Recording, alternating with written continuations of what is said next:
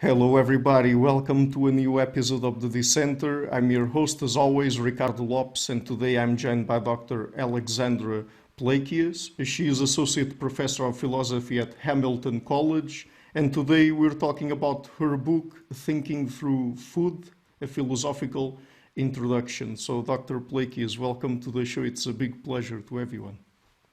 Thank you. I'm so happy to be here. Okay, so I told you this off record, but I have to start this interview by saying that basically, since I read your book, all my meals got ruined. because before I read your book, I was only worried about like ethical issues and stuff like that, things related to, for example, animal rights and perhaps other stuff we're going to talk here about today. We're going to talk about here today. So, but then it's also metaphysics and epistemology and aesthetics, and I mean, come on, it's So just you're too really selling much. my book now. Buy this book and ruin your food. Maybe I could sell it as like a weight loss book. Like you will not want to eat anymore after reading this book. But that was definitely not the goal of the book. But I hope by the end of the interview we can save food for you. Yeah, Save your meals. let's hope, let's hope. So, starting with the metaphysics, then I guess. So, what is food? Because before I read the book, I thought that it was pretty much straightforward what food really was, but now I'm a bit confused. So, what is food?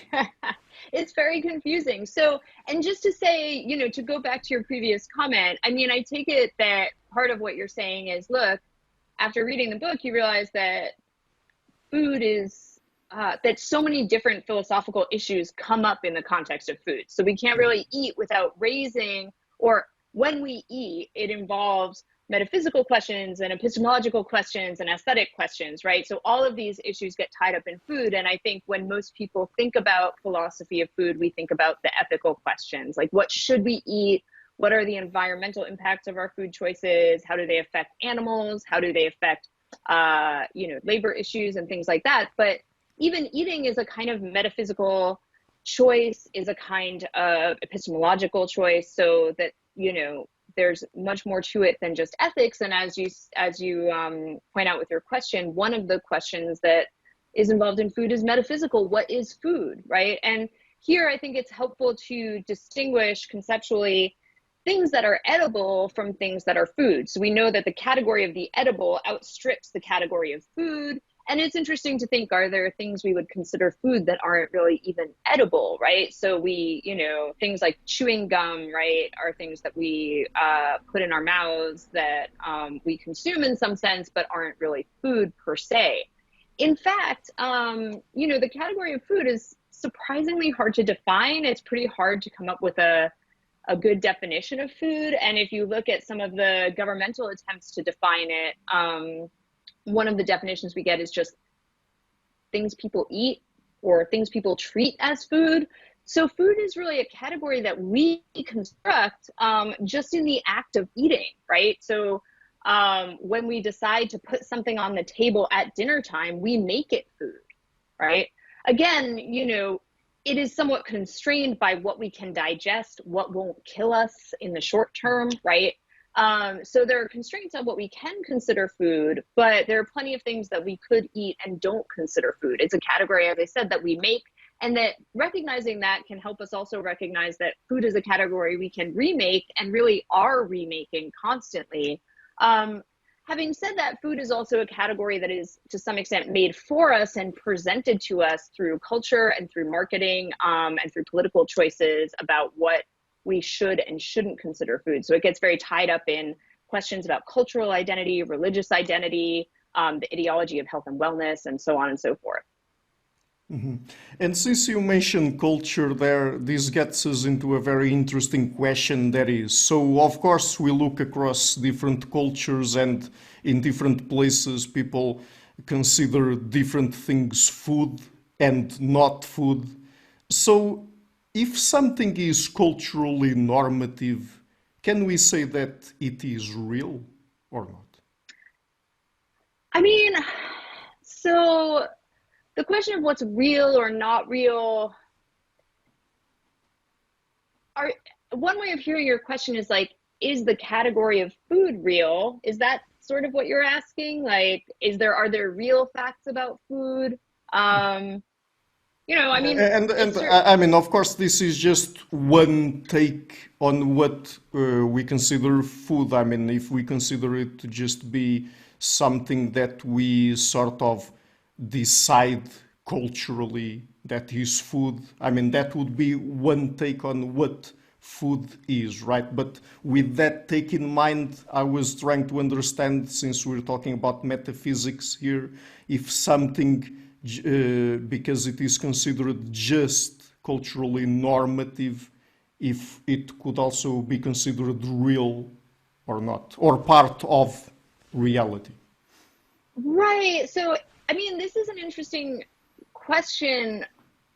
Before working on food, I came to philosophy of food relatively late, and I also work in meta-ethics. So part of my other work is in questions about moral objectivity and moral relativism, and so maybe, you know, there's some overlap here. And the way I tend to think about objectivity and questions about what's real is kind of in terms of like, well, why does that matter to us, right? What do we, because it does seem like something people care a lot about. Are matters of taste subjective? Are these categories objective? And so one question is, well, why do we care about that? What does the notion of objectivity do for us? And I think in both the moral case and the food case, there are some commonalities. And I think one thing we care about is, can we expect other people to make the same judgments that we make, right? Both food and morality are essentially social activities, right? Our practices of producing and consuming and preparing food are highly social. And so we do care that other people share the same categories and share the same judgments as us. How much similarity can we expect, and how far can we expect that similarity to extend? You know, in the case of moral judgments, many people want it to extend across all possible worlds, right? So not even just across this world, but all possible worlds. In the case of food, I think we find we wouldn't expect our judgments to extend across possible worlds, maybe not even this world. Certainly looking back historically, we see actually a fair amount of historical continuity. The New York Times just published a recipe for hummus that's I think about 800 years old, and it looks pretty similar to a recipe for hummus you would find today. You know, when you look back at the cooking of ancient Greece and Rome, you find a lot of similarities. Cross-culturally now, we do find a lot of variation, and even within cultures, we find a lot of variation when it comes to food. So in one sense, it's not objective in that we can't expect everyone to share the same judgments. Interestingly, in the case of food, as compared to morality, I think we do have, in many cases, a good understanding of the physiological differences that underlie differences in taste. So for example, some people really hate the taste of cilantro. Apparently cilantro haters are a really vociferous group online. And there is some genetic basis for when people say cilantro tastes like soap to them, they're not just, you know, saying that. That's true. There's a genetic explanation for why that is. You know, and it's not surprising when we think of how big the food industry is that we can make predictions about how things will taste to people, that we can expect there to be some similarities in taste judgments, right? So I realized that we started talking about metaphysics, and now we're sliding into aesthetics and judgments of taste, and that's just how, you know, that's what happens sometimes. Going back to the metaphysical question, you know, in the case of like, well, what do people consider food? As in the moral question, I don't think, my own view is that there are not, you know, mind independent, human independent facts in the world about what is and isn't food. Questions about what is food are constrained by our physiologies, or constrained by the kinds of things that we can eat, and constrained by the kinds of things that are available to us as well, right? Now, having said that, there are things we can do to change our environment, right? Just as I think in the moral case, there are things we can do to change the psychological facts about us that constrain or underwrite what's morally right and wrong. So I realize, again, this is not an interview about meta-ethics, but I think there is some similarity there. And I think in both cases, when we ask, is this fact or is this area of discourse objective, you know, what we really want to know is what can our predictions about the world be like? What are we entitled to expect about the world? What kinds of claims are we entitled to make on or about other people and their judgments? And so really objectivity is a way that, we form and shape our expectations about things we haven't encountered yet, things we will encounter. Mm-hmm. And what about food properties like taste, for example? Would the take here be more or less the same? Of course, I don't imagine that we could say that it would make sense to talk about taste as something that would be independent of human minds or the minds of other animals, because this is something that we experience mentally. But could we say that food properties have some sort of objective reality to them, or are objective in any particular way? Right. So, we can look at certain flavors in food, right, Mm-hmm. as objectives, certainly. And so we can, we know that we can reverse engineer certain forms of flavoring and fragrance, right? And this is a very big business. It's a very secretive business. It's a fascinating business, right? Mm-hmm. So things like how to recreate the flavor of vanilla, right? Yeah. Things like how crunchy a Dorito is, right? So if you go into, the food science labs and they have these artificial jaws that can test the crunch factor of a chip, these are properties that are in some sense objective. We can quantify and measure them. We can expect them to be reproducible. We do expect them to be reproducible. And again, billions of dollars depend on these properties being very reliable and very quantifiable. Now, the difference between flavor and taste might be said to be one in part of how we react to those flavors and liking, right? And so there, I think we see more subjectivity creeping in. And it's tempting to think of subjectivity as just individual difference. Like, I like, this food, you like Marmite, I hate Marmite, right? We might both even experience the same flavors in Marmite and the same smells when we open a jar, but we might have different reactions to it. But, our reactions are also not as individualized as we might think, and not as, we might not have as much autonomy as we think about liking, right? Because it might be partly a matter of marketing, partly a matter of environment, and so on and so forth, context, things like that. Mm-hmm. And so let's move on to epistemology, perhaps. Let me just say that I really don't want to get into the pineapple on pizza debate here because I don't think that can be solved. Let me just put it out there that I once saw an Italian woman eating a pizza with pineapple on it, so that's the only thing I have to say about it. If an Italian person thinks it's good, let's leave it at that. Yeah, that's a pretty heavyweight entry into the debate. That's a pretty strong piece of evidence. So, epistemology then. So, how do we acquire knowledge about food? And perhaps what can this tell us about how we acquire knowledge in general? So I think this is a really interesting question, and this is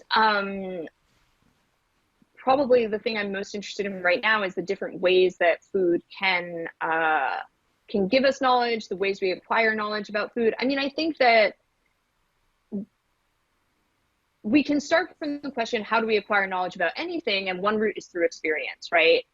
So when we think about how we get knowledge about a food, an item of food, part of it is through just tasting it. But of course, when we put a piece of food into our mouths, we have a lot of expectations about that food prior to even tasting it. And so, I once did a exercise with my class during a session on taste where I actually brought in a jar of Marmite and they didn't know what it was. And I kind of dipped little wooden tasting spoons into it and passed them around. And some students looked at the color and texture and thought they were about to get some kind of chocolate product.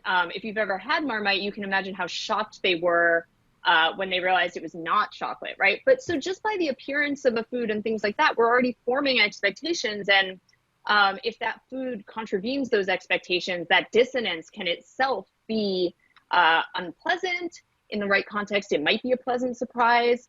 So I think that we have a lot of ideas too about food, and I think that those kinds of conceptual schemes and judgments that we bring to the table form part of our understanding of what we then encounter. So experience is one route. There is a debate in the aesthetics literature about whether we can form knowledge of food through testimony or whether we have to encounter a food. So can I just tell you, if a listener has never had Marmite and I kind of try to describe it as a kind of savory, kind of funky, maybe smells a little bit like dirty diapers. I'm not really a fan. Can they then get knowledge of what Marmite tastes like without tasting it? And, there's different views on this. I think Aaron Meskin and John Robeson have defended the view that yes, the philosopher Sarah Worth in her recent book says no, to really have knowledge of food, you have to taste it. And I think part of Worth's argument is like the very act of tasting or the skill of tasting is part of what it is to have knowledge of food, to be able to encounter something and kind of disambiguate the various flavors and smells and textures and things like that. Now, a different question might be, well, how do we know what's good to eat or what kind of things count as food? And there, I think we do rely on other people. We rely on cultural context and things like that. So I think that, I'm not sure, does that answer your question? Mm-hmm. Yeah, and perhaps to ask a further question, to what extent can we rely on our senses? And perhaps this might get us into the traditional debate between the empiricists and the rationalists. So what are your ideas on it?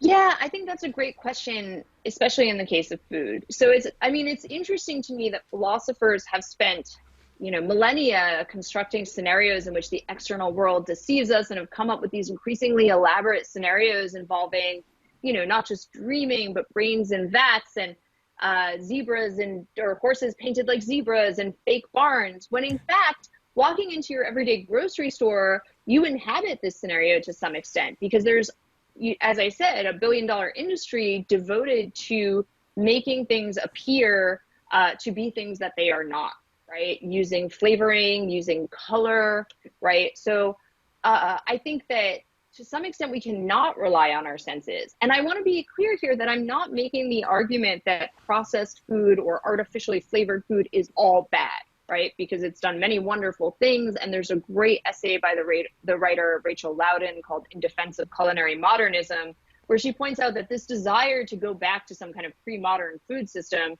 is very misguided. Our food used to be putrid. It used to kill us. It required incredible amounts of time to process, right? So let me be clear that processed food has done many wonderful things for us and has saved many lives and has been a boon to humanity in many ways. From an epistemological point of view, it does present interesting puzzles and challenges, right? Because the things we would normally use to tell us what we're eating, our senses, vision, right? Smell, taste, all of a sudden are no longer a reliable guide to what's inside. So the development of artificial colors to the use of artificial coloring in food, right, all of a sudden means that the color of, say, a piece of tuna is no longer reflective of what's actually, that actual piece of fish. Now, this means both that we may form false beliefs about this particular thing that we're eating, right? I might think, oh, look at this really pink piece of tuna or salmon, not realizing that artificial or, some kind of color has been added. But it also leads to us forming false expectations about what other foods should look like, right? So when I see an apple that's not a bright, shiny red apple, right, not realizing that apple may have had wax added to it, or, I form beliefs about what future apples should look like. And so that in turn can lead to a kind of systematically false belief about what food looks like, what foods are good to eat, how I form my beliefs about when foods are ripe or ready or things like that. Yeah. And by the way, talking about processed food, perhaps nowadays when we talk about it, we should add industrially processed food to it, because Right. processed food what food is really Right. not processed before we eat it. Even if we just cook it with fire, Right. or if we take parts of it that are not edible or that are poisonous, that's already processing food, right? Right. I think that's a great point and an important point. Yeah, we've been processing our food pretty much for as long as we've been eating. And there is an argument to be made that food processing is actually what made us human, right? So the anthropologist Richard Wrangham has argued that it's the ability to cook food that allowed us to extract more calories from it, that in turn drove the growth The of the human evolution of brain, the brain, right? yeah.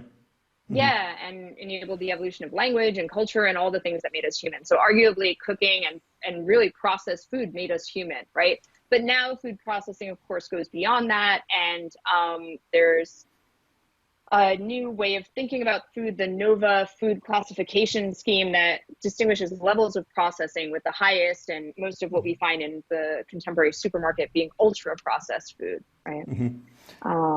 Yeah, I just commented on that because perhaps people would have the idea that any processed food would be bad for you, but it's actually not, because all food is processed. It's just the industrially processed food that many times is not really that great for your health, right? Right. And to be clear, I haven't been making health claims so much as I have been making claims Yeah. about the Oh, epistemological yeah, sure, impacts sure. of ultra processed foods, right? Which I think can place a kind of, or can obscure from us the nature of what we're eating in ways that are, maybe you want to say epistemologically unhealthy, but epistemologically confusing, maybe, and things like that, right?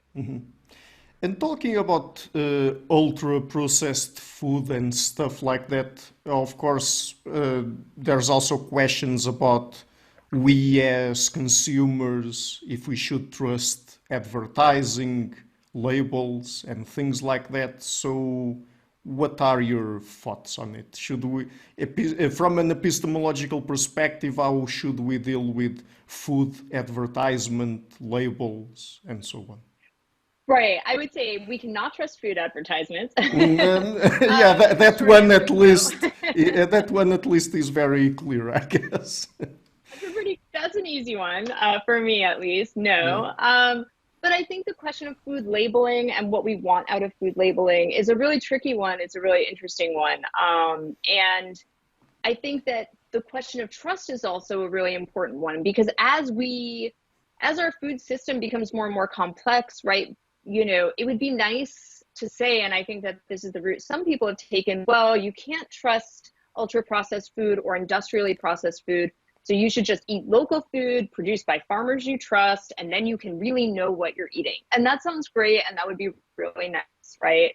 But it's not a route that's realistic for everyone, or maybe even anyone at this point, right? Not everyone has access to a farmer's market, but also it takes a lot of time to bring home produce and wash it and prepare it and things like that. So I think for most of us, we are forced to a greater or lesser extent to rely on others to produce our food for us, whether that means to go to a restaurant and have it cooked for us, or to buy industrially produced food at the supermarket. Even when we buy produce, right, we are trusting to some extent that it comes from where we've been told it comes from. And a lot of the most recent incidents of food recalls and foodborne illnesses have come from produce, right? For a long time, the panic was around meat and burgers and things like that. But more and more lately, we see these recalls involving produce. So to go back to your question, can we trust food labels? Can we trust food advertising? Well, I think the short answer is no. The long answer is it's complicated. And one thought might be, well, we need more transparency in food labeling, right? But even there, with questions about whether, say, genetically modified foods should be labeled as such, the question gets tricky, because simply putting a piece of information on a label is not itself a neutral act, right? And so when we label a food as containing GMOs or not containing GMOs, right, some people have argued, well, then we give the consumer a certain impression that GMOs are bad or GMOs are good, right? Because why would we tell you that GMOs aren't in the food if there weren't something wrong with GMOs, right? And so, And perhaps even more so when you add the label organic to other foods. Right, because then it's GMO versus organic, as if one of them was perfectly healthy and the other not so much, right? Right. And so we can distinguish different kinds of labeling claims too. So there are claims like GMO, which I think most people have at least some basic concept of what that means. Organic, people have some basic concept that it involves the farming methods and which pesticides can and can't be used. So those are claims that have some informational content and that are regulated. Then there are claims that make health-related claims, which are also regulated, but I think in ways that are maybe less transparent to consumers and have, the potential to be misleading in certain ways that I'll come back to in a second. And then there are, really empty kind of bullshit claims like natural or real ingredients or things like this, which I think give consumers some kind of feeling. And that's why I say they're bullshit kind of in Frankfurt's sense, where it's like, yeah, I mean, of course they're real ingredients, right? Like what would they be? Fake ingredients? But when you see like real or artisanal, right? It gives you a kind of a vibe, right? So this is really just marketing claims that have no real content. And, the label natural, at least in the US, the FDA here has been trying to come up with some kind of definition, but for a long time, they just haven't been regulating it at all because it's so hard to pin down like what it means to say that something is natural in that sense. So, so I think that those kinds of labels,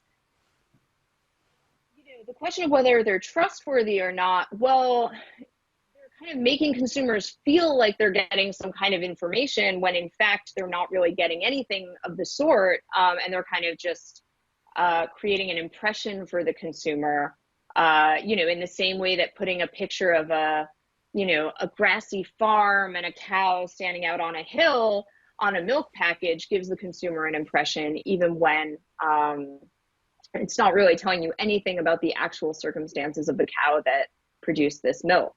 So I think that in that sense, labels can be misleading.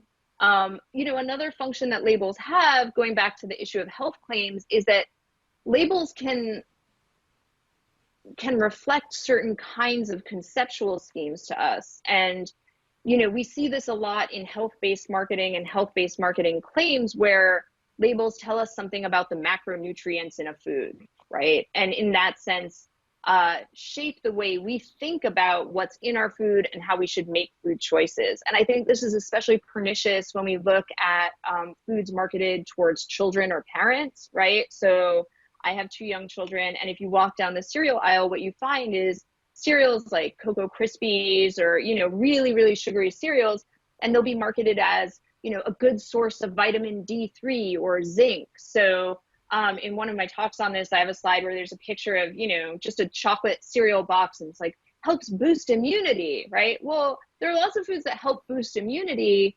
Putting those kinds of claims on these ultra-processed foods, what we're thinking about is the way in which these foods can be kind of slotted into our diet to perform certain functions, right? That these foods are almost functional in a sense. So it distracts us from thinking about, well, I mean, is like chocolate really what we want to be eating for breakfast? Maybe it is, that's fine, but that's one way to frame the question.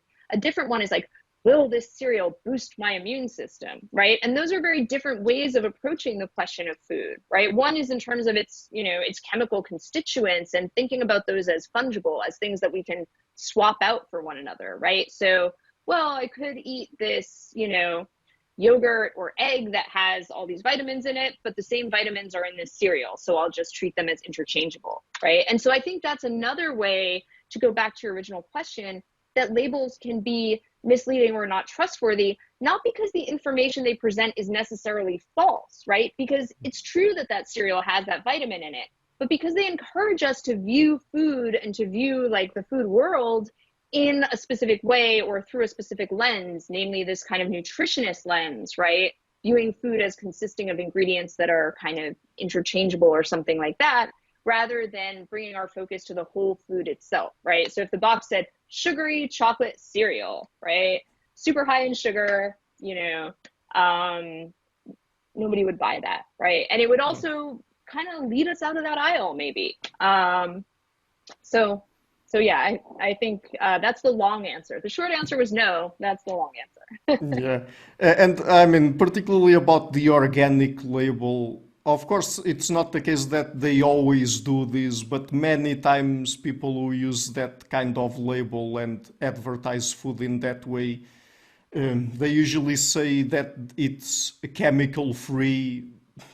But I mean, that's just meaningless. I mean, even if they just mean, and usually that's what they mean, that they do not use pesticides, herbicides, and stuff like that, that's usually not true. I mean, they might not use what's classified as artificial pesticides, but they very much use natural pesticides. And also, if you want to be a little bit more pedantic, I guess, and go down to, I mean, perhaps say that they what they mean is that food does not have any chemicals at all. I mean, that's even more BS because everything It's all is chemicals. yeah, Everything is the it's chemical, all right? Yeah. chemical, So it's all chemicals. And even if I call that a bit pedantic, I mean, it's still worth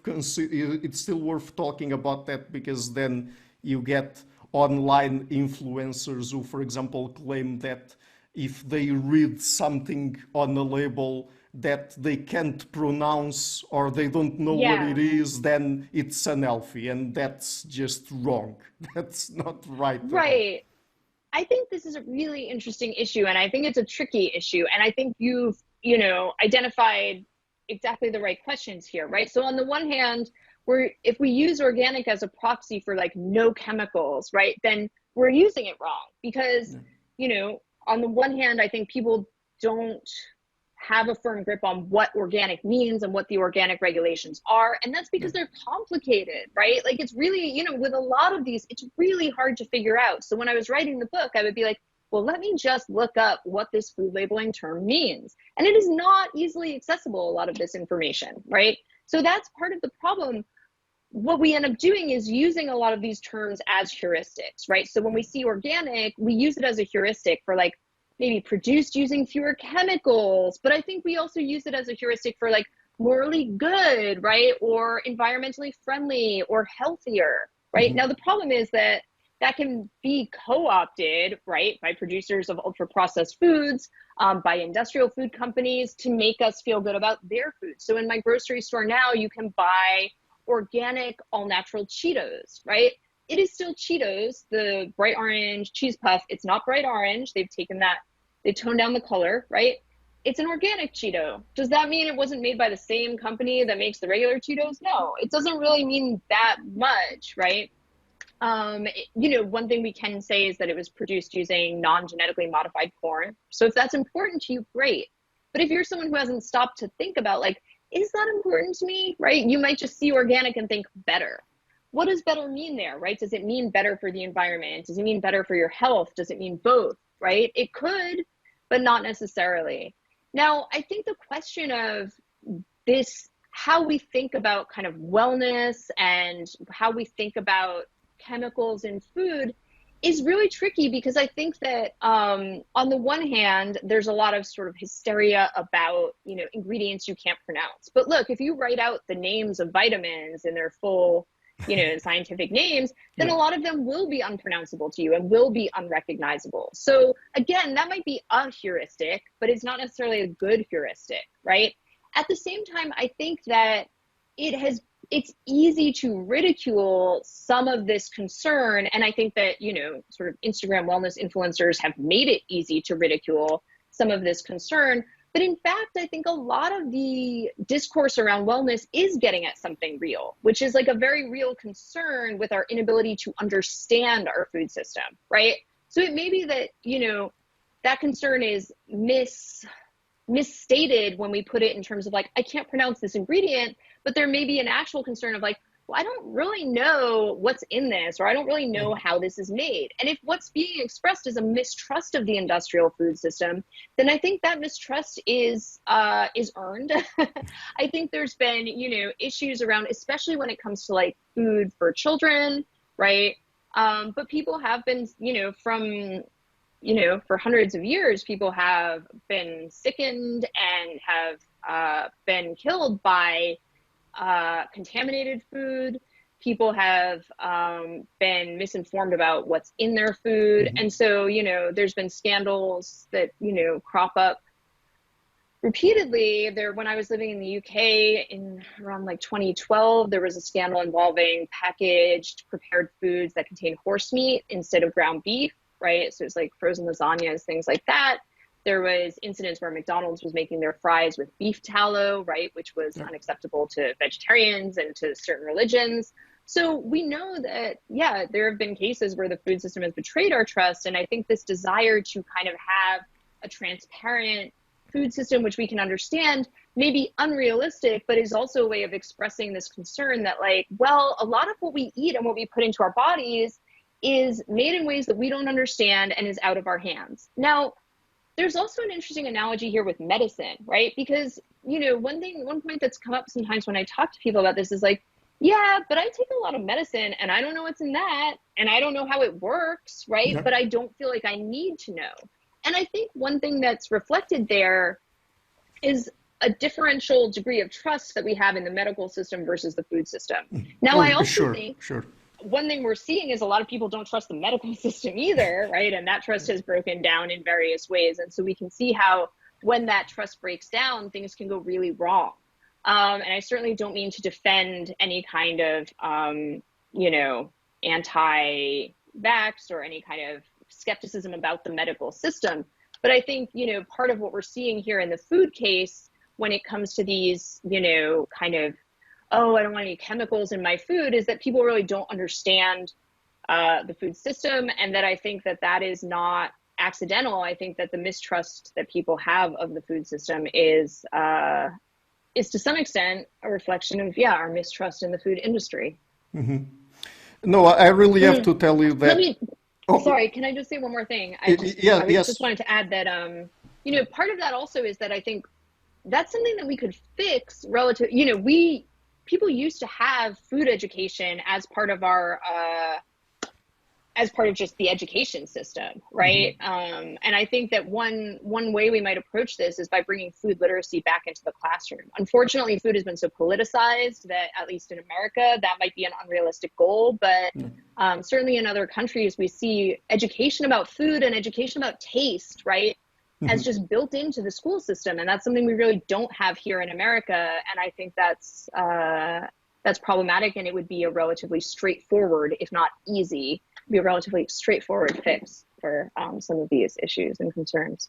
Yeah, no, I just wanted to say that labels like, or the idea, not so much the label perhaps, but the idea that some foods are natural or made of natural ingredients, and then they get attached to environment-friendly ideas, or sometimes veganism, for example, and its ethics. And I talk about this because I was in fact a vegan for 4 years between 2014 and 2018, and I had tons of discussions with fellow vegans back then because you just attach a label like natural to something and suddenly it's natural. And just the example of, let's say, vegan burgers. That's not natural at all. It's ultra processed. It's not because it tastes good and it's made of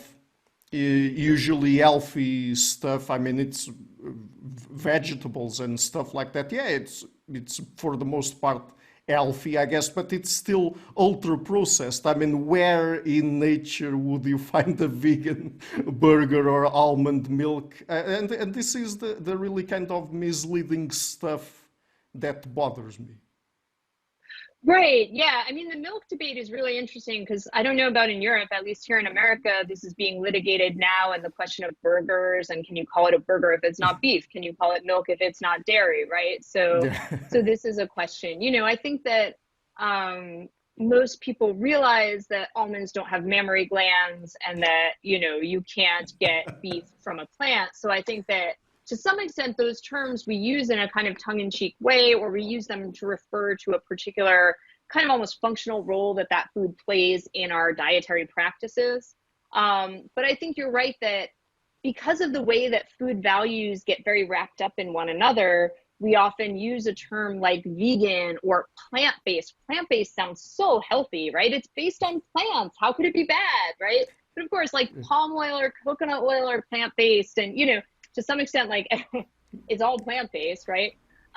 So I think that we can use those terms in a kind of heuristic sense to stand in for other values like healthy or good for the environment or something like this. And I think that's where things get dangerous. But again, I think they also reflect, you know, a kind of, I think one way of looking at it is like, oh, people are so ignorant, they just don't get it. But another way of looking at it is like, people are really trying, like people really care about this stuff. And when people use plant-based in this way and aspire to it, what do we see about people's values? And I think that the optimistic read is like, people do care about making better food choices. And if we can kind of help them get there, then the desire is really there, right?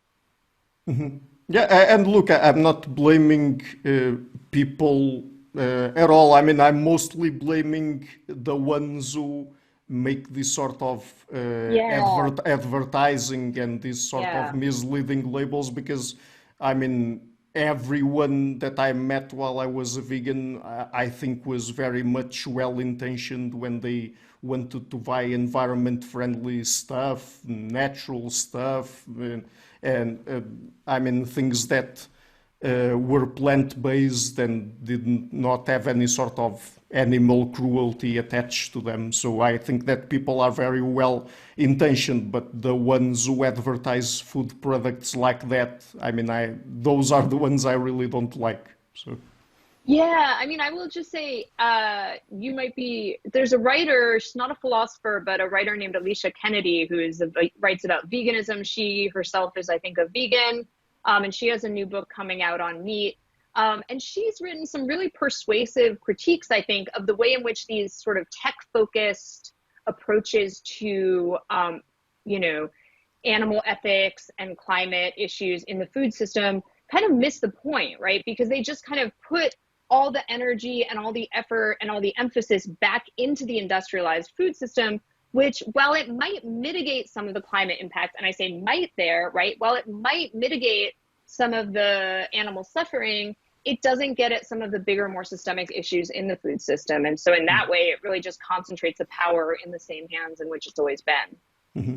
So let's talk now a little bit about aesthetics then. So there's a broad question that is, what is art? And then a more narrow question in this case that is, can food be art? So what do you have to say about that? Right. Well, okay. I hope this won't sound too disappointing, but I think both of those I think we're realizing more and more that both of those are not really the interesting question or the important question. Okay. And, you know, I say that recognizing that I did spend a fair amount of time in the book talking about that. But again, as with the objectivity question, I think maybe one way to respond to those questions is to say, like, well, why do we care? Why would it matter, right? And so when we ask, like, can food be art? I think part of what we mean is, like, how much value should we put on food in the aesthetic sense, right? Mm-hmm. Is food worthy of veneration? Is food worth flying around the world and spending hundreds and thousands of dollars to spend a few hours, like, worshiping at this, you know, temple of gastronomy or something? Can food give us the kind of transcendent experience that a work of art can give us, right? And you might have that experience looking at a sunset, you might have that experience looking at the Mona Lisa, whatever it is for you, right? Listening to a beautiful piece of music. Now, a lot of the arguments against food being art, I think, start from this paradigmatic idea of art as like a painting that you can stand and stare at for as long as you want, that can be appreciated through the centuries, right? And the idea that food is impermanent, that food is more subjective, something that we experience by taking it into our bodies, I think that has seemed to many people to be an impediment to food being like real art, in the same way that we might think of like the Mona Lisa being art or something mm-hmm. like that. But of course, when we broaden our conception beyond just the painting paradigm, right, we realize that many works of what we would consider to be great art, and here I have in mind music, theater, right, things like that, maybe an architecture, because of course the surroundings for a piece of architecture change, the light in which you see that architecture changes, the materials themselves change through the centuries, right? Mm-hmm. All of those things change, and so there's a sense in which we're never really appreciating the same work as someone else, right? So in that sense, I think, one way to answer the question would be to say there's no reason why not, right? There's no reason why food can't be art. Now, the question of like, well, what does it get us if we say that it can be art? I think I'm not really sure. I mean, we know that certain kinds of products, certain kinds of foods are designated as kind of culture, having a kind of cultural value, right? So through Slow Food and its affiliates, and through the United Nations, we can designate certain types of food as like a unique part of our cultural heritage, and in that sense, imbue them with value. But at the same time, there are foods that we might not think have any kind of elevated status, but that are meaningful to us and that we can sort of see and aesthetically appreciate in certain ways. So, I grew up in New York City, and I took my kids to New York City last year, and we stopped and got hot pretzels from one of the like hot pretzel carts on the street. Now, there's nothing particularly artistically elevated about the hot pretzel, but if you get it at the right time and you eat it in the right way, and it's just salty enough but not too salty, and it's still hot but it hasn't been reheated, like, it can be a really great experience. And there's something about eating it in that place at that time, right, that gives you a kind of specialness, and that to me is very much associated with being in New York City. Do they have them in other places? Sure, right? Is it the same? Not exactly. And so I think in that sense, we can have a kind of aesthetically significant and aesthetically maybe even transcendent experience of foods that we would not necessarily want to make the case for it being a work of art. But of course, we say stuff like, oh, this is a work of art, we can say that, about various things, right, without necessarily meaning to commit ourselves to like, this belongs in a museum. And maybe even putting it in a museum would kind of ruin the moment or ruin the thing. So, yeah. So that's a kind of long, maybe unsatisfying answer, but I think the question, like, is food worthy of our aesthetic attention and elevation and appreciation? Definitely, right? Mm-hmm. Yeah, there's also the point to be made that sometimes food itself is depicted in art, like paintings. Oh, yeah.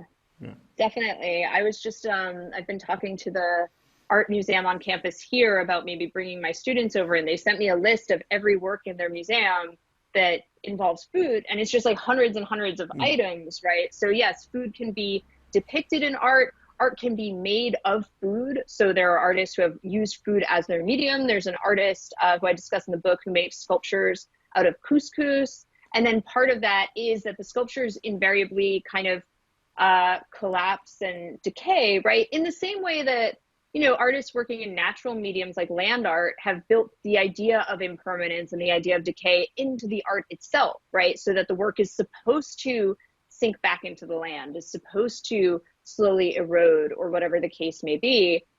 There are also artists who have used the act of cooking and serving food as part of their performance, right?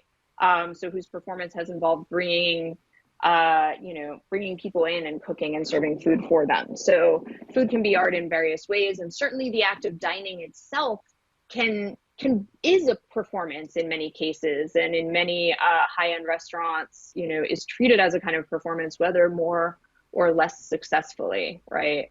Mm-hmm. So yeah. Yeah, and I guess that's also, at least to some extent, to be expected, because it's not that in all types of art and in all art movements you see that, but many times what people depict in art has to do with just the daily activities we do, right? And eating is a big one. So Right, and from early on also. So there's the kind of everyday eating, and paintings of people engaged in everyday eating or everyday foods, and then we have our everyday meals, but we also have meals as a kind of performance. And so some of the feasts we read about historically have involved a kind of the creation of these dishes that were either made to look like fancy buildings. So the pastry artist, the pastry chef Carême, who's like a, let's say 17th, 16th century chef, wrote that, pastry is really a branch of architecture, and famously would make these elaborate, sort of dishes that look like buildings or whatever the case may be. So there's a sense in which you can also just like make the food a work of art, right?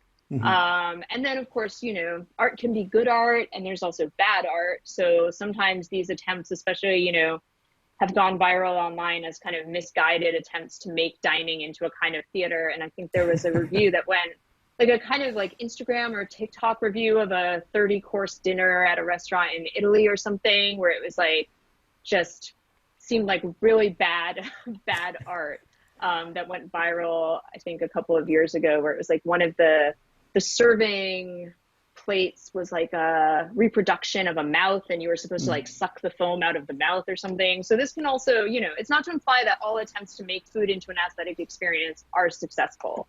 Yeah, I mean, I don't know about that, but there's definitely online streamers who are paid to eat food while streaming. So.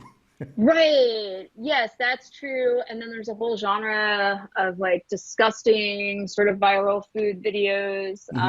So, I think that brings out a different point, which is that we tend to think of the aesthetic, when we think about the aesthetics of food, we tend to focus on positive aesthetic experiences, right? Like pleasure and it tastes good. And we talk about comfort food and all of these things. But of course, food can be uncomfortable and unpleasant, and it can be too spicy, or it can be kind of disgusting. And there is a kind of perverse appeal to that too, right? And I think that we tend to focus on just one small subset of the aesthetic experiences food can afford us.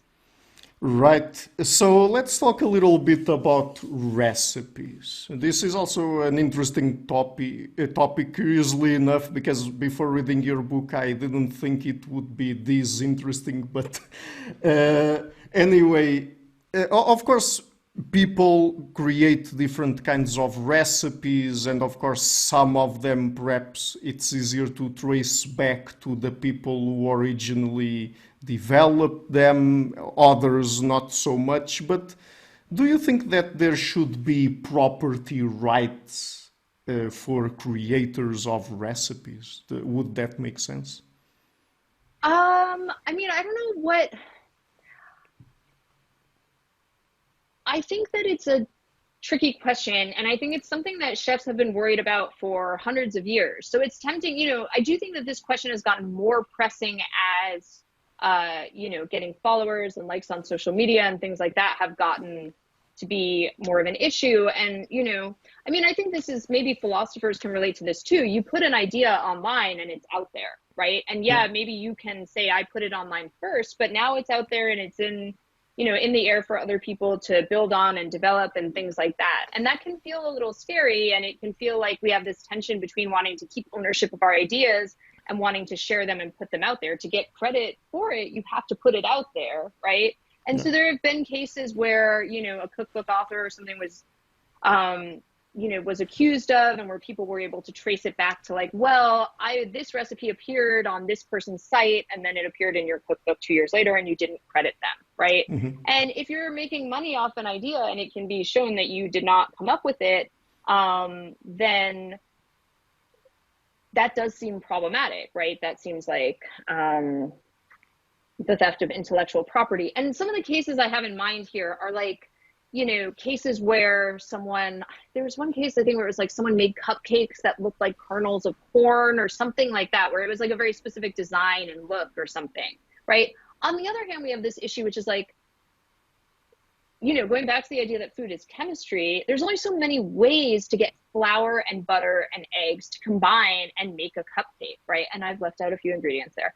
But the constraints on like how many cupcake recipes you can come up with, like they're there, right? And so you kind of see this a little bit like every year around certain holidays, where it's like every newspaper and magazine has to come up with like new Thanksgiving articles, new ways to do Thanksgiving, right? At least here in America, where it's like there's only so many ways you can do it.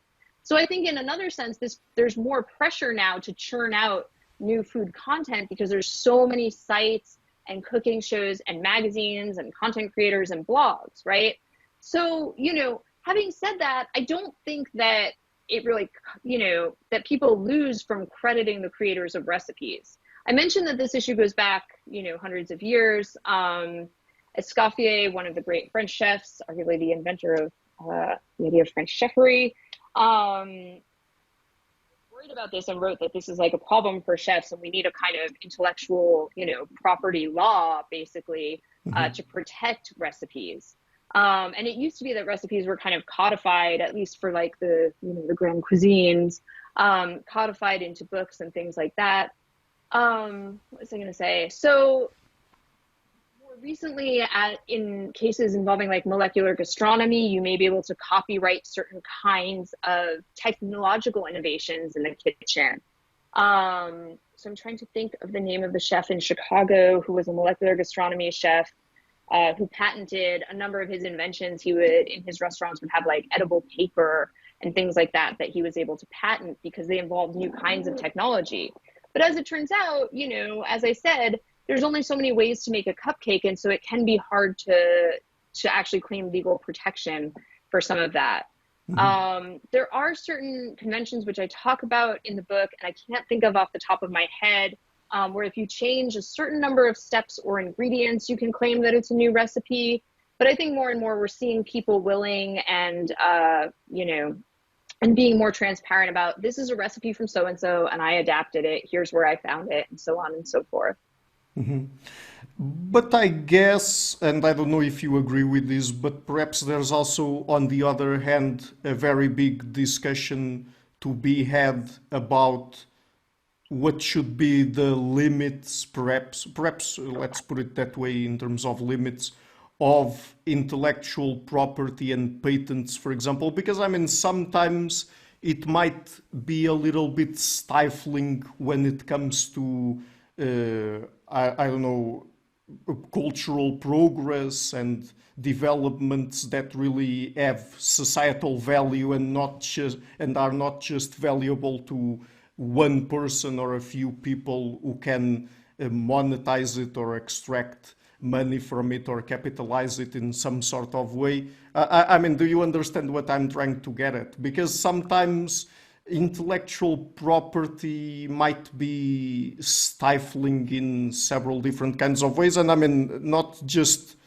I'm not necessarily talking about food here because I'm not sure about recipes, but for example, people are very much like the fact that some vaccines that were developed in the past were not patented and are, right. Yeah. So I think you're right. This is not just a recipe question. This is really a question about food technology and food innovation and things like that. And in that sense, yes, it extends beyond recipes to questions about genetically modified organisms, right? And patents on seeds.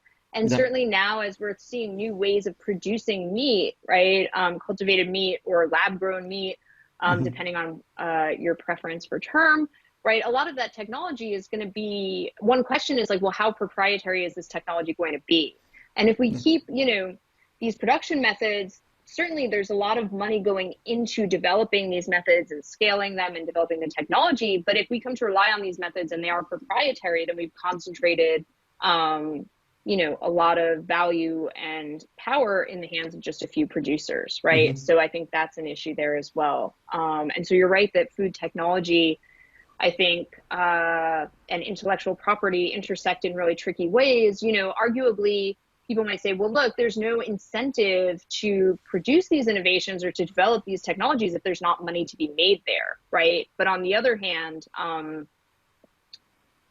if we allow them to be patented and we allow them to be proprietary technology, then we are giving up, the ability to offer them, or we're concentrating the power behind them in the hands of just a few companies potentially, and that might seem problematic.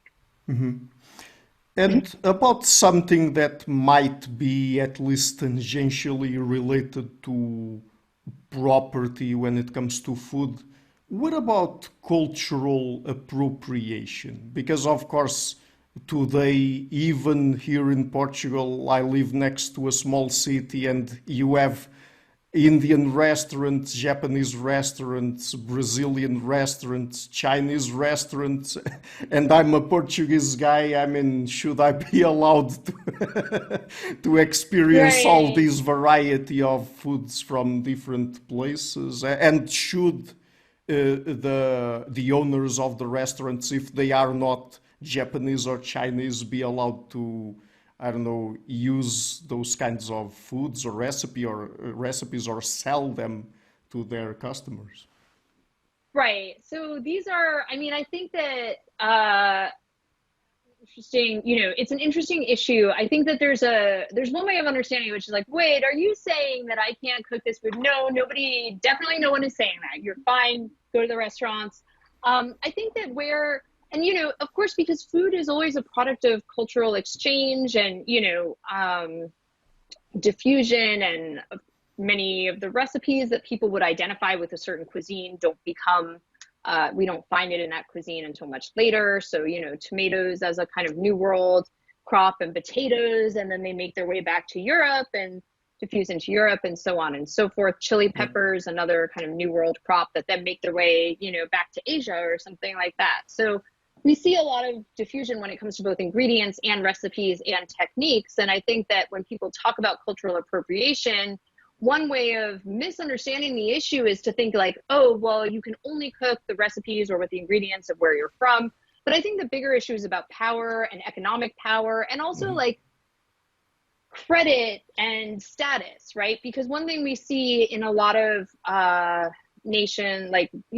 European nations or America is that we have this concept of kind of quote unquote ethnic cuisines. And there's great work by Krishnendu Ray at NYU, and he has a book called The Ethnic Restaurateur, and he talks about the way in which, in America at least, our concept of like quote unquote ethnic foods is orthogonal, and authenticity is kind of like orthogonal to our concept of like fine dining and expensive food and things like that. And so when we look for like really authentic Indian food or Chinese food, we look for restaurants that are not what we would consider fancy. And he did some really interesting work going through like restaurant guides. You can't really do this as easily because you don't have the paper books, but seeing like how many of the top rated restaurants in each cuisine category were also like the most expensive. And it turns out like when you look at French and Italian food restaurants in New York City in like the 90s, the best French and Italian restaurants are the most expensive. When you look at places like Indian or Chinese or things like that, which look, even in themselves are like these really broad categories, right? Like Chinese food obscures all these different regional differences. And I'm sure, you get the same effect in Indian food and things like that, right? So even those I categories, mean, I think, are really broad. I can very much attest to that when it comes to Portuguese food. So, Right. But I mean, imagine someone was like, well, I'm going to go to a European restaurant for dinner. Do you want to come? Like, hey, do you want to get some European food tonight? I mean, we would just be like, well, wait, even you're saying even the category of Portuguese is like so broad. And it's true, even Italian, right? I mean, I used to work at Italian restaurants through high school and college and graduate school, and I worked in one where they didn't serve any pasta, right? It was like the food of like northern Italy, and they were like, we're going to make an effort to not serve pasta here. We want to highlight other foods of northern Italy. Well, people did not care for that. I must have said, we don't have pasta like 1,000 times a day. So look, even, but we would never say like, oh, we're going to get some European takeout or something like that, right? And so I think that's another issue, is that the way that we think about cuisines and that we identify foods with culture can obscure a lot of information, a lot of knowledge, and there's a lot of identity wrapped up in that too, right? As food becomes identity. And, so part of it is so I think part of it has to do with the economic value we assign to certain cuisines and who gets credit both for expertise and who's making money off these foods, I think is a big issue there too, right? So when we look at the chefs that are, on TV and are making money, and we look at the restaurants that are creating economic value, right? One question is who benefits, right? And so I think the concern is really not with people like you or me, maybe like going home and cooking something, right? Although one concern might be like the extent to which we think we understand a cuisine, right? And that I think is an issue where it's like, look, sure, you can cook it, you can eat it, But if you're going to self-style yourself as an expert, right, have you actually done the homework? Have you done the research? And there certainly are Western chefs who have spent a lot of time in other countries, right, learning the cuisine, learning the language, learning the techniques, and bringing those back. Now, the issue is, who's profiting from that knowledge, right? And I think that is also a question. And also, I guess that since you mentioned us as common people preparing foreign foods, let's say, I guess that perhaps there's another question that is worth considering here, particularly when you look at anthropology and ethnographic studies, for example, because not always, but many times foods are also associated with particular kinds of practices and rituals in the preparation and in the serving of the food and all of that. And I mean, you might think that's not important at all because you don't live in, I don't know, India or Japan or whatever, but for the people who created those foods, I mean, those practices and rituals and norms surrounding particular dishes and so on are very important, right? Yeah, I think that's right. And I think that gets at the question of knowledge and how our preparation of food and our preparation of recipes embodies and transmits knowledge, both of the food itself and of the culture associated with it, right? So it's easy, so I think we have to be, part of the worry about cultural appropriation is really worry about how we're understanding and defining and perpetuating ideas about a culture. So, we might think that if we think that a dish is representative of or reflective of a culture as a whole, and we lack the context for that dish, then we might be disseminating a kind of misunderstanding. So there's a piece I sometimes teach in my food class by a farmer named Chris Newman, and he's talking about the idea that people sometimes when you see recipes for like Native American cuisine in America, people will put up recipes for like Navajo fry bread, right? Which is a kind of like fried dough kind of thing.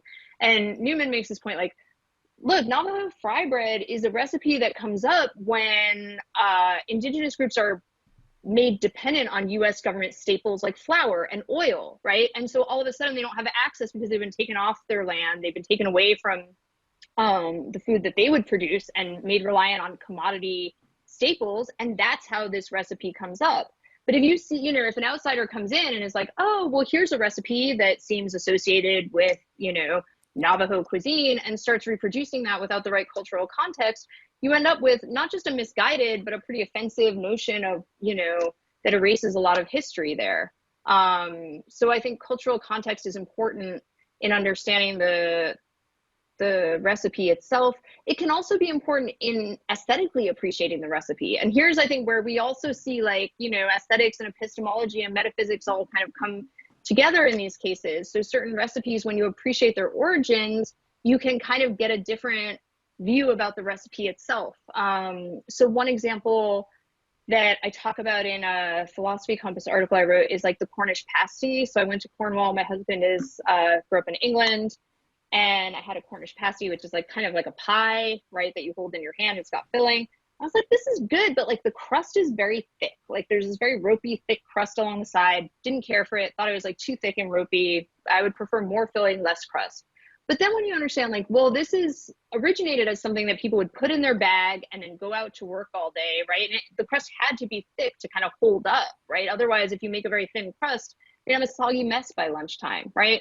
And that can kind of give you a better or a different aesthetic evaluation of the interplay between crust and filling and things like that. So I think sometimes also the context is just important to better appreciate the recipe itself, or better appreciate the food itself. Yeah, I think that at the very least, even if we do not decide to not consume certain types of food outside of their culturally relevant context, let's say, and without going through the proper rituals and practices and all of that in its preparation, at least we should consider the importance that people attach to their own foods and how there's a culturally relevant context to each food, right? Yeah, sure. And I think that, people, when we think about the erasure of groups, right, and of cultures and of groups of people, a lot of it proceeds through the erasure of their food, right? And both literally and symbolically, right? So when we wanted to, as in America, when part of our sort of displacement of and genocide of indigenous groups involved destroying their food systems, right? We wiped out the buffalo, we took them away from their land, we attacked their food system. And I think we've seen that time and time again in history, right? You just kind of take over a food system, and that's how you wipe out a people. And I think,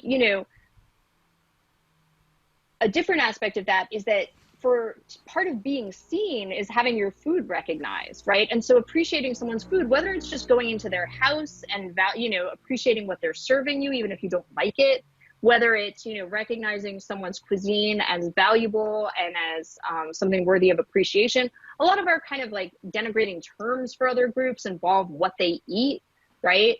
And so I think that we do care a lot about food, and it becomes part of our identity. And so, to appreciate someone's identity is to appreciate their food and to appreciate it on their terms, right? And, again, like a lot of expertise goes into preparing and cultivating food and goes into recipes. And I think that sometimes that expertise is not as valued as it should be, because at least in a lot of Western cultures, it's seen as sort of women's domestic labor, and it's not until it becomes like a kind of professionalized chefery that we assign it an economic value. So I think we don't often look at recipes and see it as like a really important piece of technological engineering, but that is what recipes are, right? They're incredibly sophisticated forms of technological engineering for, extracting nutrition from these raw ingredients in a way that won't kill you, which is actually really hard to do and has taken like thousands of years of expertise to perfect. And so to appreciate that kind of work and that kind of labor, I think, is really important. No, I mean, there are traditional societies about which I read certain ethnographies, and sometimes the number of steps it takes to prepare a particular kind of food for it to be edible and not poisonous, I mean, it's just mind-blowing. I don't think that many people in industrialized societies would be able to do something like that and not die. Right. Yeah, I think that's right. So there's two more topics I would like to explore here today. The first one has to do with ethics, and of course we've ended up talking a little bit about it, particularly when we were talking about advertising and labeling and all of that. But just to touch perhaps a little bit more on it. So when it comes to the environment, because nowadays, particularly in the most advanced societies, people care a lot about the relationship between food and the environment and the environmental impact of food and the food we consume. So what would you say are some of the most important questions to consider here? I'm not sure I have a great answer to this one. I think that, there are a lot of, obviously, the environmental impacts of our food system are vast, and I think that more and more people are starting to appreciate the environmental cost of food production. As far as what are the most important aspects, I'm not sure. I do think it's interesting to see the way in which people have really responded to some of these arguments in recent years, and I think it's been moving a lot of people away from consuming animal products, meat, dairy, things like that. But yeah, so I'm sorry if I don't have a great answer to that one. No, sure, no worries at all. And what about how food production can be ethically related to health, for example? To health. Yeah. Can you just say more about what you mean by that? Like, I mean, perhaps earlier when we were talking about labeling and all of that, at a certain point, I think that either you or I made the point of trying to tie it to health, because of course for example, if food, depending on the ways food is produced, I guess that it might have different impacts, positive or negative, on our health? And Oh, that was basically the kind of question I was asking. So. oh, sure. Yeah. So I thought, I mean, another question I was thinking about was the way in which food production impacts the health of like communities that, in which factory farms are located, Sure. Yeah. pesticide runoff, things like that. So I think that is another aspect of food production that people may not be as cognizant of unless you happen to live near,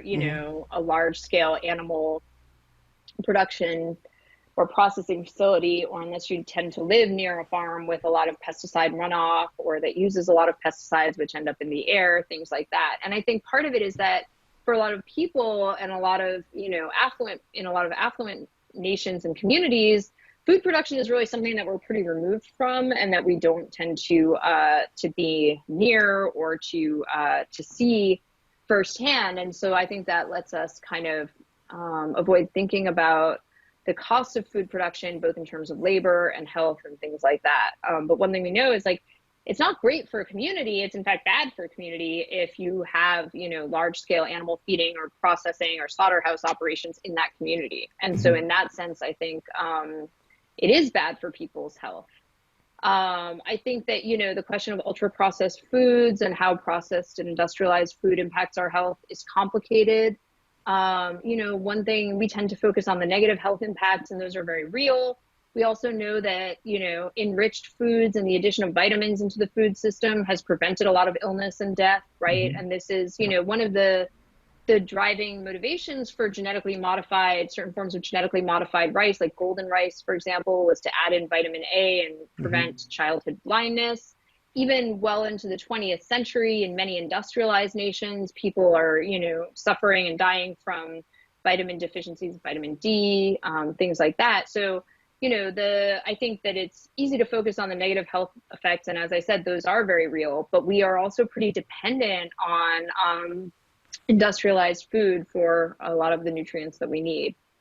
And so let me just ask you about one last topic then. So about the possible future of food. Of course, we are already seeing the development of certain kinds of technologies related to, for example, the so-called lab meat, Yeah. and also related to genetically modified organisms. We have better and better genetic engineering, for example. So how do you look at the future of food, and what are some of the technologies perhaps that you are more excited or interested about? So this is a question that interests me a lot, and it's a great question to end on because it kind of encapsulates all of the issues we've talked about, right? Like the metaphysics of like, well, what would we consider food? The epistemology of like, how much do we know about what we're eating? And so I'm really interested in the development of quote unquote lab grown or cultivated or cultured meat. And it turns out even the question of what to call it is a controversial question. So Yeah, when that's it why I started, use people, the scare yeah, quotes when mentioning lab meat. people would talk about in vitro meat, right? But then it turns out like that fell by the wayside very quickly. And then people started to use the term lab grown meat. It turns out that most of the actual companies involved in this do not like the term lab grown meat and consider it kind of not offensive, but like they would really rather go with like cultured or cultivated meat, right? Some people have proposed clean meat, again, going back to this idea of like, the ideals we associate with our food. But maybe to kind of get away from the image of like the lab and science. One thing that's really interesting to me is that initially there was a lot of media attention on this. Now, more and more, we're seeing these products get approval and get government approval and even hit the market without much media fanfare. So that kind of, I think that's interesting because, rather than kind of touting it as this exciting new innovation, it seems like the approach might be more to just kind of normalize it and put it into the food system. And I think the question of how we'll label these products is going to be a really interesting one to see how that plays out. I think another interesting question involves where it's going to fit into our food system. So for example, if you think about like factory farm meat and where that fits in, a lot of ultra processed animal products, fast food, things like that. If we replace those with cultivated meat, that might alleviate a lot of environmental impacts and animal suffering. On the other hand, if I could imagine a scenario where cultivated meat becomes this kind of high-end product available only to like consumers who really value kind of ethical animal consumption, and then kind of pushes these maybe smaller, more local producers, artisanal meats and things like that out of the market. And that to me seems like it would be maybe less of a positive role for it to play. You know, I think that another question about the future of food is has to do with the extent to which we will rely on technology to solve some of the challenges in our food system. And, you know, when we think about shifting our conception, we started with the question of what is food? And I think whatever comes next is going to challenge our existing conceptions of what food is, because that's always evolving and it's always being challenged, right? One direction it might get challenged in is, you know, taking the things we already think of as food, burgers, milk, cheese, stuff like that, you know, stuffed crust pizza, and just simply replacing the components with new components. So we replace the burger and the Big Mac with cultivated meat. And that would be one way of challenging what we think of as food. Another way, though, might be to broaden the very categories themselves. And so there's been some discussion in recent years of eating insects, entomophagy, right? Traditionally, insects have been eaten and still are eaten around the world in many cultures. They are in many ways a nutritionally ideal food. They are very low impact from an environmental point of view. We don't think insects really suffer, at least certainly not in the same way that animals do. And so, you know, a different way of challenging our conception of food would be to just start thinking about different things as food, right? Not to kind of remain within the same concept of like what a dinner looks like, but to think really differently about what kinds of things we might find on our plate. You know, likewise, people have talked about like seafood or fungi or things like that. One approach to these new foods, or sorry, seaweed. I said seafood, I meant seaweed. One approach would be like, yeah, just start eating seaweed. Another would be like, take seaweed and turn it into veggie burgers, right? I'm not saying that either of these are better or worse. I'm kind of just saying that these are two different ways of thinking about the future of food. And it might be that we take both approaches, right? But at the very least, I think that if we just focus on replacing the components in our existing foods with new sort of more technologically advanced components, we're missing out on an opportunity to challenge what we think of as food and to challenge the industrial food system itself, right? And we're just kind of further and further entrenching that food system and handing over more and more, not just economic power, not just cultural influence, but also, you know, epistemic access to the foods we're eating, right? I think, you know, transitions to new foods can be uncomfortable. Transitions to new ways of eating can be uncomfortable. They can challenge our ideas of like ourselves and our identities and the status quo. And when we think about, you know, past efforts to do this, you know, some of the foods that we would think of as most familiar now, right, like sushi, things like that, were once really unfamiliar and bizarre and kind of exotic. Even kale, right, which is now everywhere. I mean, for a while, it was just like the leaf that was under your omelet and that you just kind of pushed aside at the end of the meal. And that's all most people thought of when they thought of kale, right? So we know that people can change. We know that our cuisines and our food cultures can change. And I think that it'll be really interesting to see what happens next.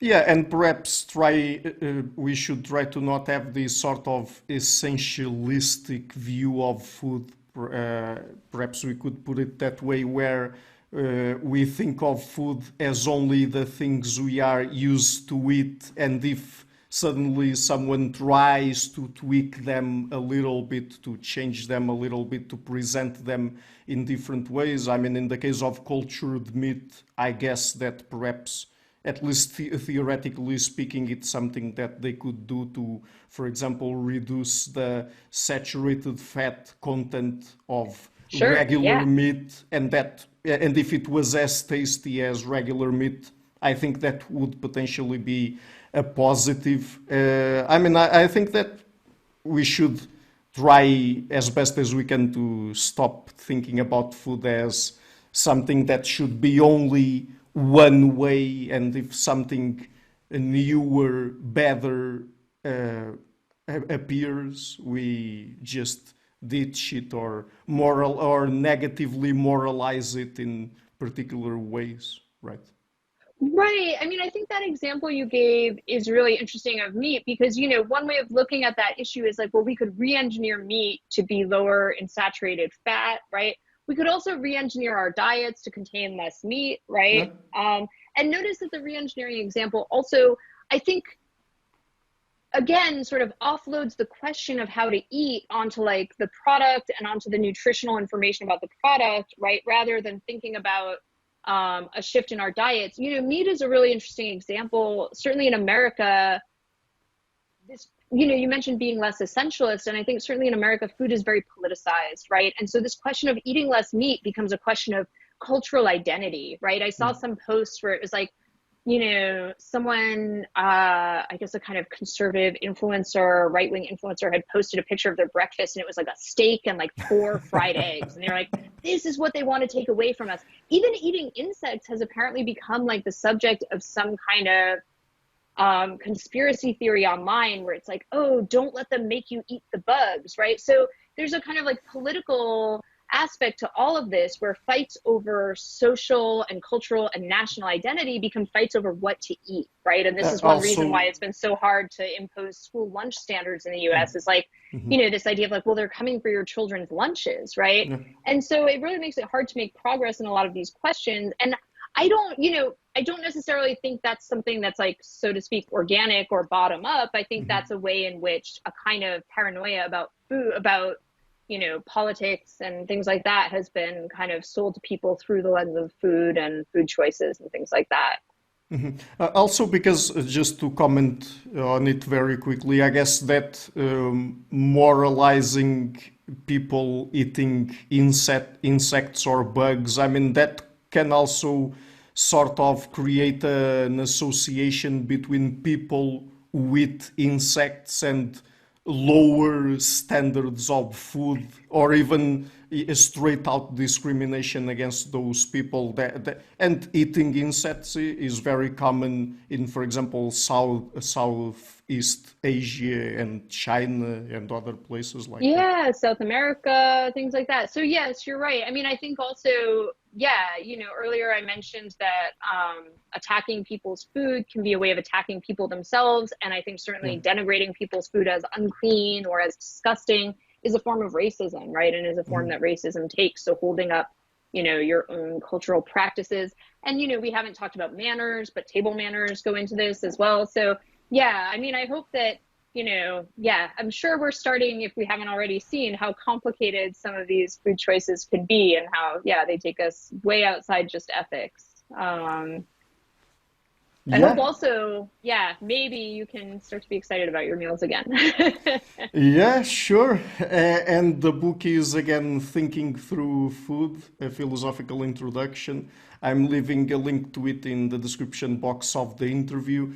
And apart from the book, would you like to mention where people can find your work on the internet? Sure. I have a Philosophy Compass article on the aesthetics of food. You can go to my website, alexplakias.com. I currently have a new book that is in production with OUP on awkwardness.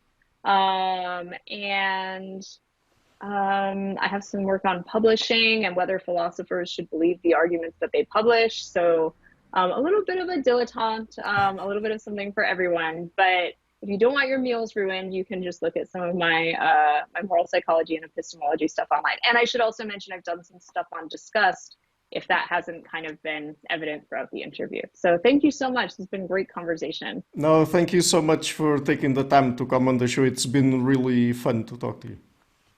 All right, great. Well, it was nice talking to you. Hi guys, thank you for watching this interview until the end. If you liked it, please do not forget to like it, share, comment, and subscribe. And if you like more generally what I'm doing, please consider supporting the show on Patreon or PayPal. You have all of the links in the description of this interview. This show is brought to you by Enlights, Learning and Development Done Differently. Check their website at enlights.com. I would also like to give a huge thank you to my main patrons and PayPal supporters: Per Erga Larsen, Jerry Muller, Hans Fredrik Sunda, Bernardo Seixas, Olaf Aleck, Jonathan Visser, Adam Kessel, Matthew Whittingbird, Arno Wolf, Tim Hollis, Henrik Alenia, John Connors, Philip Forrest Connolly, Robert Windager, Rui Inácio, Zup, Marco Neves, Colin Holbrook, Simon Columbus, Phil Kavanagh, Michael Stormir, Samuel Andreeff, Francis Ford, Tiago Nunes, Alexander Dunbauer, Fergal Cusson, Hal Herzog, Nuno Machado, Jonathan Librant, João Linhares, Stanton T, Samuel Correa, Eric Hines, Mark Smith, João Meira, Tom Hummel, Sardis France, David Sloan Wilson, Yacila Dez Araújo, Romain Roach, Diego Londonho Correa, Yannick Punter, Adana Rusmani, Charlotte Bliss, Nicole Barbaro, Adam Hunt, Pavlo Stasevski, Nelek Bach, Guy Madison, Gary G. Howman, Sam Afzal, Adrian Yegi, Nick Golden, Paulo Tolentino, João Barbosa, Julian Price, Edward Hall,